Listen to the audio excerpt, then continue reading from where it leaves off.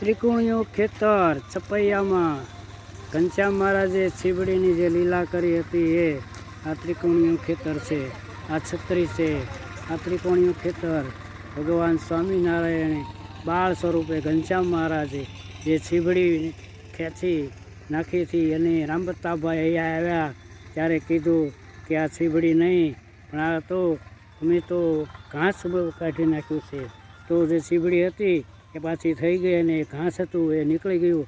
આવી દિવ્ય અને અલૌકિક લીલા ઘનશ્યામ મહારાજે ત્રિકોણીયા ખેતરમાં કરી છે. કે ભગવાન સ્વામિનારાયણ સર્વોપરી ભગવાન છે. એવું ભગવાનપણાનું આજે છે, આ ભગવાનપણાનું જે કાર્ય છે એ બતાવ્યું છે કે ભગવાન સ્વામિનારાયણ એ ભગવાન છે, એમાં કોઈ મીનમેખ નથી. ભગવાન સ્વામિનારાયણની જય.